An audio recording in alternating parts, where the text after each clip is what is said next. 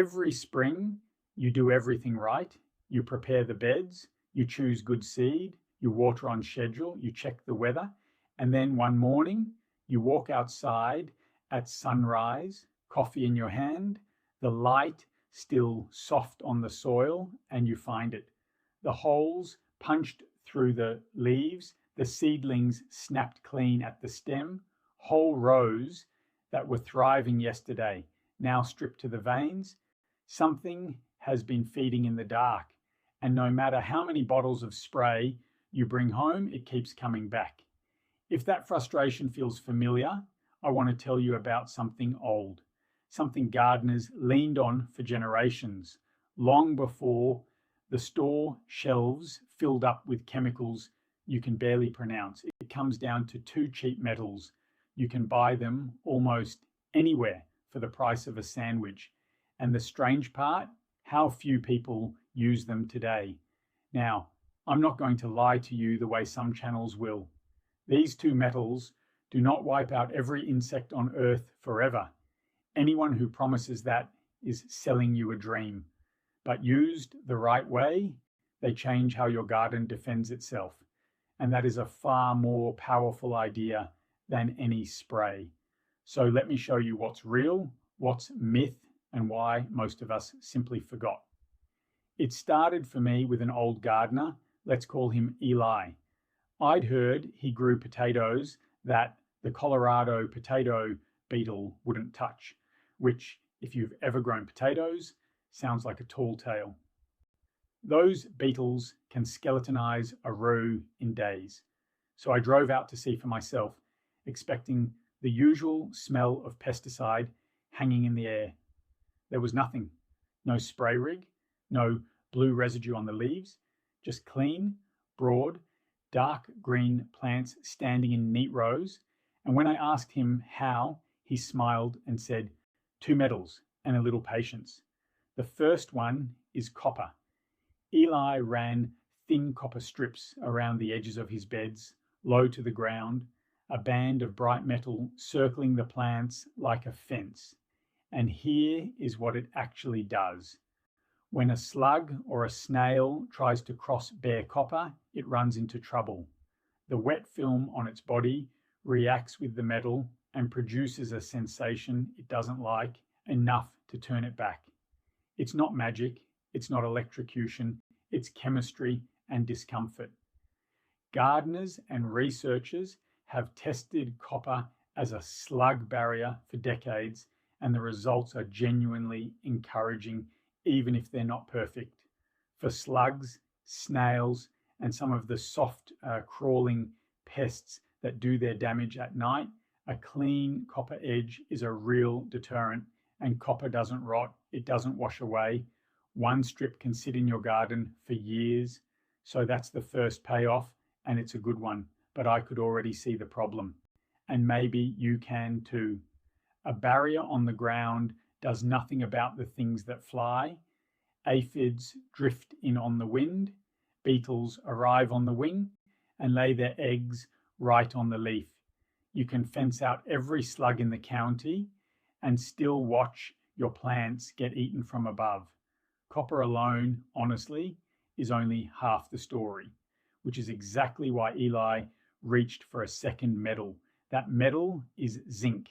And here is where I have to clear something up, because there's a lot of nonsense online about burying metal to build some kind of electric force field that zaps bugs out of the sky.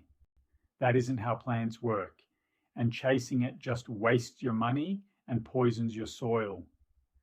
The real reason zinc matters is quieter and far more interesting. Zinc is one of the micronutrients your plants cannot live without. It drives the enzymes that build proteins. It's tied to the hormones that control growth. And critically, it's woven into the systems a plant uses to defend itself. The chemistry that makes leaves tougher and less appetizing. A plant short on zinc grows soft, slow, and stressed. And stressed plants are exactly what pests hunt for. They can sense weakness. A vigorous, well-fed plant simply isn't the easy meal a struggling one is. So put the two together and you start to see Eli's logic. The copper handles the crawlers at the soil line. The zinc, delivered properly into the soil so the roots can take it up, helps the plant become harder to chew, harder to colonize, harder to love if you're a hungry beetle. One works from the outside, the other works from the inside. Now, why did we forget this? It wasn't hidden in some vault, whatever the dramatic stories tell you. The truth is plainer, and to me, a little sad. When powerful broad-spectrum sprays arrived in the middle of the last century, they were cheap, fast, and they killed everything on contact. Why fuss over copper strips and soil health when one pass with a sprayer cleared the field by lunchtime? So a whole generation of slow, patient, build the soil wisdom got pushed aside, not buried by some conspiracy, just outshone by something that looked easier and then quietly proven costly later once people saw what those sprays did to the soil, the bees, and the balance of the whole garden. So how do you actually do this the honest way? For the copper, get a roll of copper tape or thin copper flashing, the kind hardware stores sell. Make a clean, continuous band around the bed or around the base of your most vulnerable plants, an inch or two wide, no gaps, and no leaves bridging over it, because a single leaf is a bridge a slug will happily walk across. Keep it close to the soil. For the zinc, resist the urge to bury a pile of nails and hope. Instead, test your soil. If it's low in zinc, which a lot of gardens are, correct it with a proper amendment at the recommended rate. More is not better here. Both copper and zinc in excess turn toxic and harm the very soil life you're trying to protect. The dose is the whole game.